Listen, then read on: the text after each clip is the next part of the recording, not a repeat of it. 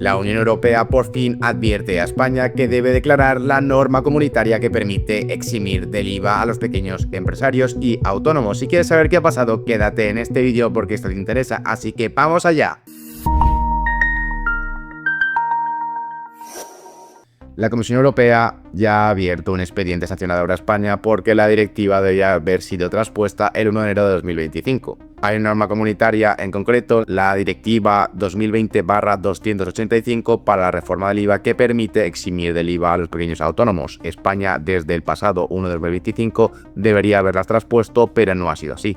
Mientras que otros países de la Unión Europea como Alemania, Francia o Italia ya lo han hecho, en España se mantiene en el baúl de los recuerdos. Por eso, entre 1,5 y 2 millones de pequeños autónomos, según los cálculos de registro, no se están beneficiando de ello. ¿Por qué? Porque el impacto de trasponer dicha directiva estaría contra 3.000 y 5.000 millones de euros menos de recaudación para las arcas del Estado. En este caso puede que el primer impacto sea un recorte de los ingresos por el IVA, pero la experiencia de otros países de nuestro entorno que ya aplican a la directiva es que no se ha notado en recortes sustanciales de los ingresos. ¿Por qué? Porque probablemente a simplificar la burocracia aflore parte de la economía que estaba sumergida anteriormente. Bruselas fija como límite máximo 85.000 euros de facturación, pero cada estado puede fijar la cifra que quiera. Los estados también pueden optar entre hacer el sistema obligatorio o voluntario y o excluir circunstancias o determinados sectores. Desde aquí se anima, y desde cualquier autónomo anima seguramente al gobierno a transponer cuanto antes la directiva y evitar la sanción,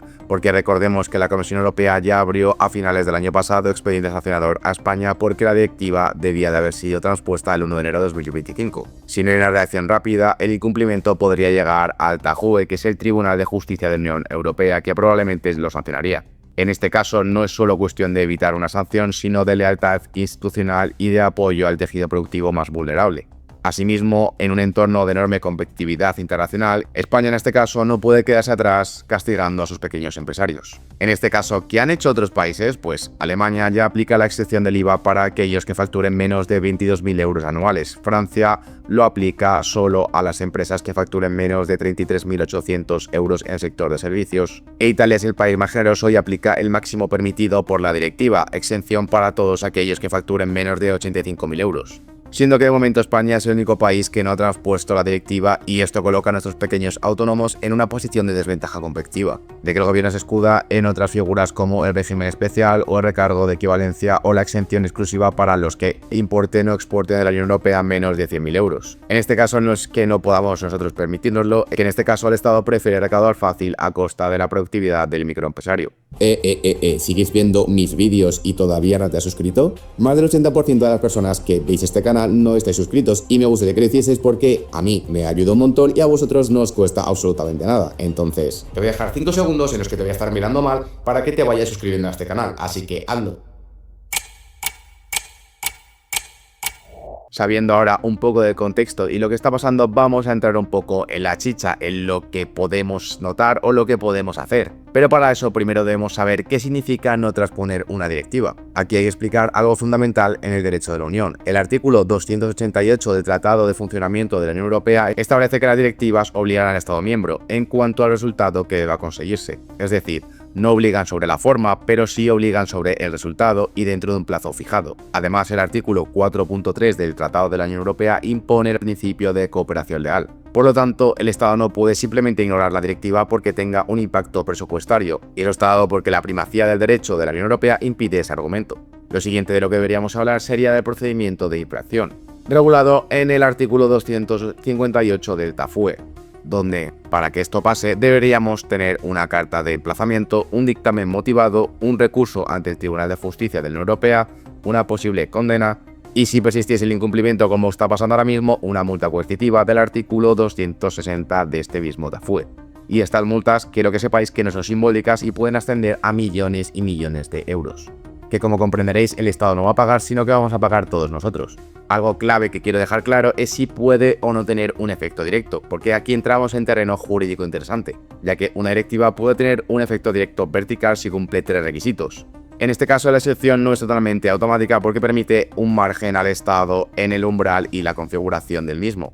Por tanto, no es tan sencillo que un autónomo pueda invocar directamente para dejar de pagar el IVA, pero sí podría utilizarse como argumento en procedimientos de responsabilidad patrimonial, por ejemplo. En cuanto a la responsabilidad patrimonial del Estado, es donde el análisis se vuelve un poco más potente. ¿Por qué? Porque tenemos doctrina de Tajue.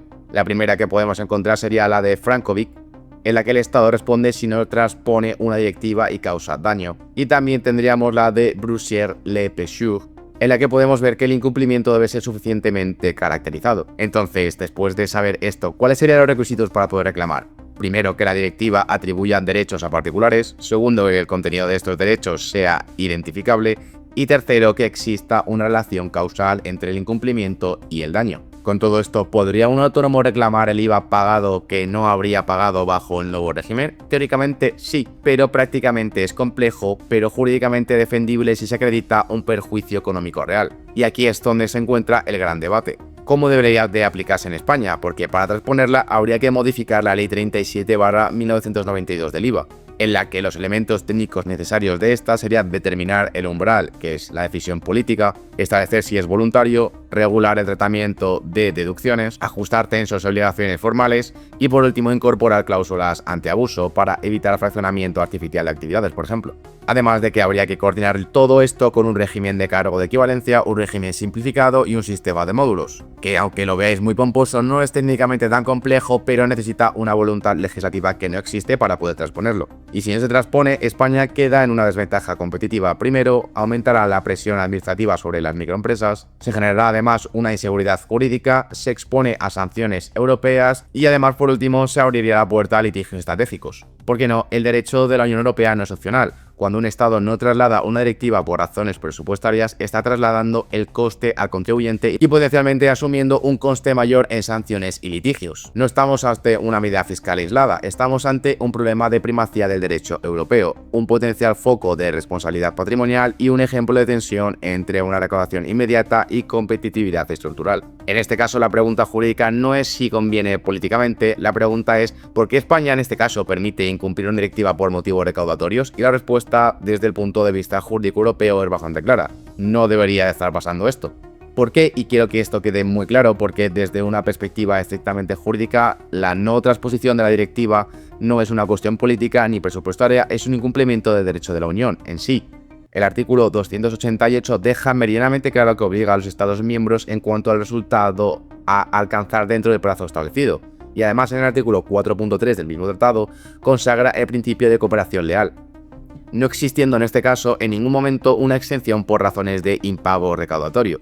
Además de todo esto, el Tribunal de Justicia de la Unión ha sido constante al afirmar que la primacía y la efectividad de la Unión Europea va siempre por delante. La jurisprudencia, además de esto, indica en Frankovic y consolidada en Breslau-Dupont, la jurisprudencia de la que ya hemos hablado, además deja claro que el incumplimiento puede generar responsabilidad patrimonial del Estado cuando priva a los particulares de derechos reconocidos por esta misma directiva, estando aquí ante una norma que reconoce un margen de excepción para pequeños empresarios, persigue reducir cargas administrativas y pretende armonizar condiciones competitivas dentro del mercado interior. Por lo que la inacción legislativa, en este caso española, no solo vulnera el deber de transposición, sino que genera una distorsión competitiva frente a operadores de otros Estados miembros que sí aplicarían esta exención. Desde el punto de vista del principio de seguridad jurídica y del principio de confianza legítima, mantener esta situación prolongaría una incertidumbre incompatible con el funcionamiento del mercado interior. Además, permitiría que razones puramente recaudatorias justifiquen la no aplicación de una directiva socavada, lo que socava el principio de primacía del derecho de la Unión y debilita la coherencia del sistema jurídico europeo. En consecuencia, esto hace que la transposición no es una opción política discrecional, no se puede hacer si quieres o si no quieres, es una obligación jurídica y cuanto más se retrase mayor será el riesgo. Porque en un Estado de derecho integrado en la Unión Europea, el cumplimiento del derecho europeo no puede supeditarse a convenciones presupuestarias coyunturales. Lo que les tiene que quedar claro después de este vídeo y de conocer un poquito más la legislación es que la única posición jurídicamente sostenible es la transposición inmediata. Es clara, es precisa y es incondicional. Y bueno chicos, hasta aquí el vídeo de esta semana, espero que os haya gustado y nos vemos la semana que viene con más contenido. Dejadme aquí abajo, como siempre, en la caja de comentarios qué pensáis sobre esto que os estaré leyendo y nos vemos la semana que viene con más, así que ¡chao!